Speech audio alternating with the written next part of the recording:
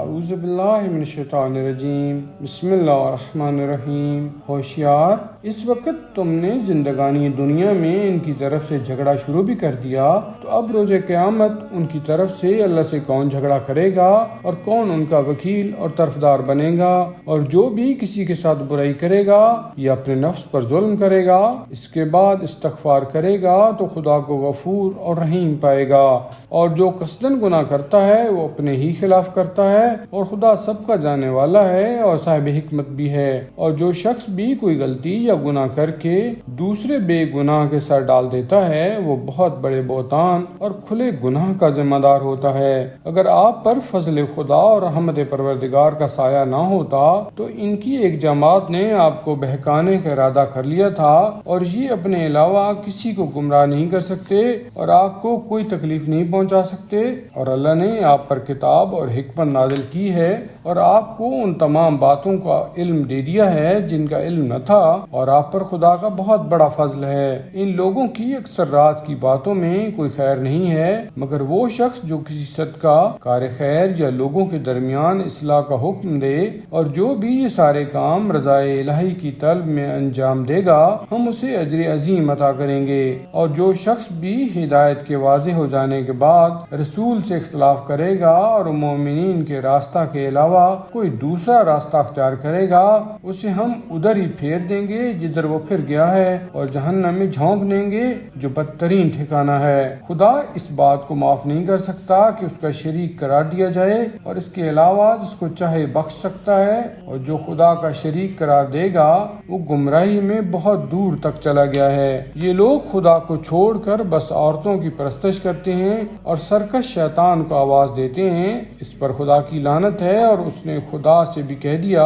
کہ میں تیرے بندوں میں سے ایک مقررہ حصہ ضرور لے لوں گا اور انہیں گمراہ کروں گا، امیدیں دلاؤں گا اور ایسے احکام دوں گا کہ وہ جانوروں کے کان کاٹ ڈالیں گے، پھر حکم دوں گا تو اللہ کی مقررہ خلقت کو تبدیل کر دیں گے، اور جو خدا کو چھوڑ کر شیطان کو اپنا ولی اور سرپرست بنائے گا وہ کھلے ہوئے خسارہ میں رہے گا۔ شیطان ان سے وعدہ کرتا ہے اور انہیں امیدیں دلاتا ہے، اور وہ جو بھی وعدہ کرتا ہے وہ دھوکہ کے سوا کچھ نہیں ہے۔ یہی وہ لوگ ہیں جن کا انجام جہنم ہے اور وہ اس سے چھٹکارا نہیں پا سکتے ہیں۔ اور جو لوگ ایمان لائے اور انہوں نے نیک اعمال کیے ہم عنقریب انہیں ان جنتوں میں داخل کریں گے جن کے نیچے نہریں جاری ہوں گی، وہ ان میں ہمیشہ ہمیشہ رہیں گے۔ یہ خدا کا برحق وعدہ ہے اور خدا سے زیادہ راست گو کون ہو سکتا ہے؟ کوئی کام نہ تمہاری امیدوں سے بنے گا نہ اہل کتاب کی امیدوں سے۔ جو بھی برا کام کرے گا اس کی سزا بہرحال ملے گی، اور خدا کے علاوہ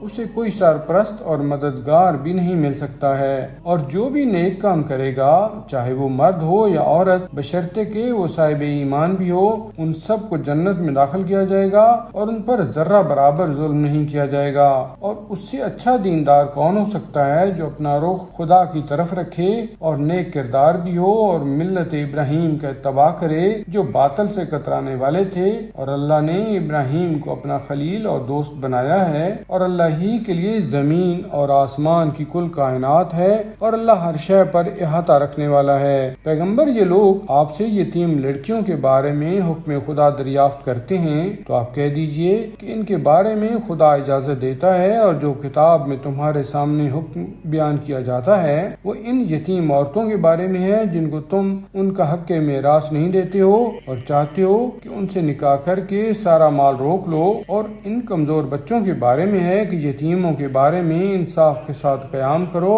اور جو بھی تم کار خیر کرو گے خدا اس کا بخوبی جاننے والا ہے۔ اور اگر کوئی عورت شوہر سے حقوق ادا نہ کرنے یا اس کی کنارہ کشی سے طلاق کا خطرہ محسوس کرے تو دونوں کے لیے کوئی حرج نہیں ہے کہ کسی طرح آپس میں صلح کر لیں، کہ صلح میں بہتری ہے، اور بخل تو ہر نفس کے ساتھ حاضر رہتا ہے۔ اور اگر تم اچھا برتاؤ کرو گے اور جاتی سے بچو گے تو خدا تمہارے اعمال سے خوب باخبر ہے، اور تم کتنا ہی کیوں نہ چاہو عورتوں کے درمیان مکمل انصاف نہیں کر سکتے ہو، لیکن اب بالکل ایک طرف نہ جھک جاؤ کہ دوسری کو معلق چھوڑ دو، اور اگر اصلاح کر لو اور تقوی اختیار کرو تو اللہ بہت بخشنے والا اور مہربان ہے۔ اور اگر دونوں الگ ہی ہونا چاہیں تو خدا دونوں کو اپنے خزانے کی وسعت سے غنی اور بے نیاز بنا دے گا۔ اللہ صاحب وسعت بھی ہے اور صاحب حکمت بھی ہے، اور اللہ اللہ کے لیے زمین و آسمان کی کل کائنات ہے، اور ہم نے تم سے پہلے اہل کتاب کو اور اب تم کو یہ وصیت کی ہے کہ اللہ سے ڈرو،